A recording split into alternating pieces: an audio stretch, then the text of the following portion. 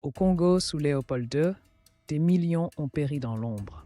Les mains coupées des enfants, les villages brûlés, ces atrocités étaient systématiquement étouffées par un appareil étatique qui transformait les cris en murmures. Les rapports officiels parlaient de progrès, tandis que les corps s'empilaient dans les fleuves. Ce silence n'était pas une absence, mais une arme. La Belgique construisit des monuments à la gloire de Léopold II, tandis que les archives congolaises disparaissaient. Les manuels scolaires belges consacraient 3 lignes au Congo contre 10 pages aux dinosaures.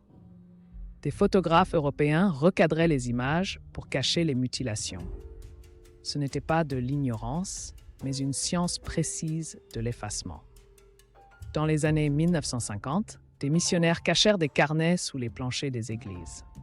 Un médecin nota « J'ai enterré 200 enfants ce mois-ci, leurs mères n'ont plus de larmes ». Ces documents clandestins révèlent l'ampleur du système. Chaque mutilation était comptabilisée comme taxe en nature. Le silence était une comptabilité macabre. Aujourd'hui, des Congolais belges fouillent les archives avec des gants blancs. Ils trouvent des reçus pour des balles utilisées contre des singes datant des massacres. Leurs enfants apprennent à l'école que Léopold II a construit des routes. Le trauma se transmet dans les familles qui ne comprennent pas leur propre douleur. Le silence est une blessure ouverte. En 2020, des statues de Léopold II furent taguées « Assassin ».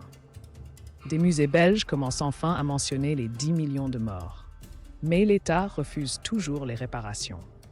Comme le dit un historien, on nous demande de tourner la page alors que le livre n'a jamais été ouvert. Le silence se fissure, mais l'écho mettra des générations à s'estomper.